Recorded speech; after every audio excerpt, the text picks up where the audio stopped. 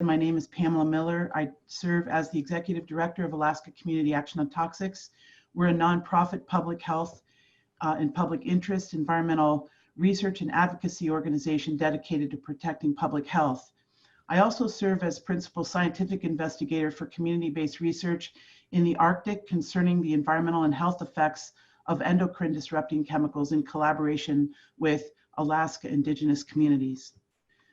Our organization is strongly opposed to the nomination of Nancy Beck as chair of the Consumer Product Safety Commission.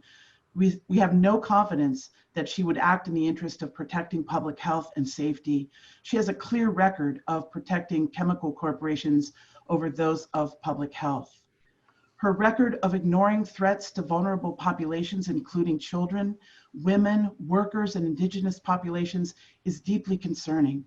As an example, under Beck's leadership at EPA, the agency proposed that the dangerous flame retardant HBCD poses no unreasonable risk.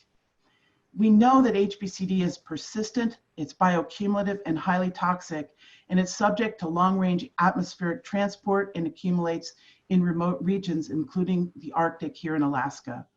The Arctic contains some of the most highly contaminated animals and people in the world.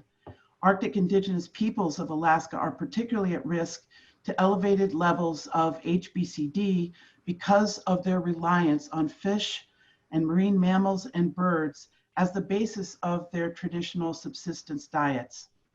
Fish and marine mammals are vital as the basis for the physical, spiritual, and cultural sustenance of Arctic communities. Persistent bioaccumulative chemicals such as HBCD are passed through successive generations from mother to child and harm the ability of children to learn their languages, their songs, their traditional life ways, and knowledge. These neurotoxic chemicals are harming the brains and health of future generations. In 2013, 180 nations agreed to institute a global ban on HBCD under the Stockholm Convention on Persistent Organic Pollutants because of the particular threat to Arctic indigenous communities.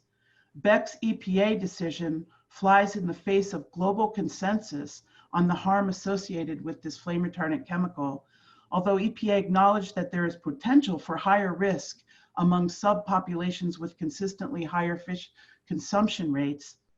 The agency ignored higher risks in its calculations, and therefore the risk assessment under Beck's EPA for HBCD does not protect these vulnerable populations. And this is just one example.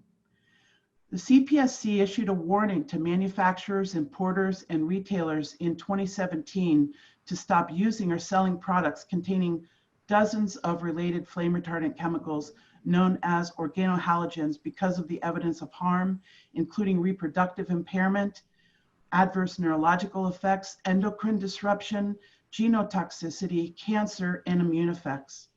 The CPSC voted to proceed with a rulemaking to ban the use of the entire class of organohalogen flame retardants, from children's toys and childcare articles, mattresses and mattress pads, upholstered furniture, and the outer plastic casings for electronics.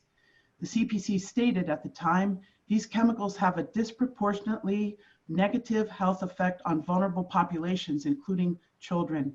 If she is confirmed as the CPSC's lead, progress toward eliminating this dangerous class of flame retardant chemicals in consumer products is very much at threat. Many of these chemicals are persistent bioaccumulative toxics like HBCD and cause particular harm to children in the north who are more highly exposed through breast milk, through traditional foods and indoor home environments.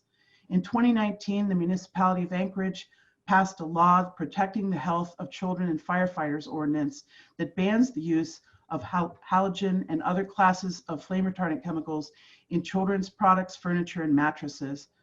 Firefighters were in strong support of this measure because of the occupational hazards and the fact that these chemicals make fires more toxic and indoor environments more toxic.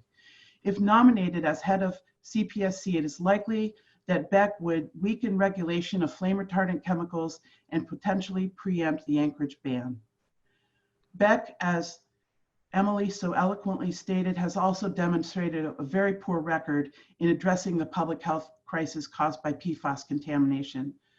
Our investigative report, Threats to Drinking Water and Public Health in Alaska, documented PFAS contamination at over 100 individual sites throughout Alaska at unsafe levels in drinking water in communities from the very far north to southeast Alaska. At EPA and in her position in the White House, Beck has repeatedly opposed public disclosure and regulation concerning PFAS. And as Senator Udall noted, as stated in the letter signed by over 90 scientists, including myself, Beck's approach has consistently disregarded scientific best practices, favor chemical manufacturers, and put vulnerable populations in harm's way. The Senate must reject her nomination in the interest of protecting public health.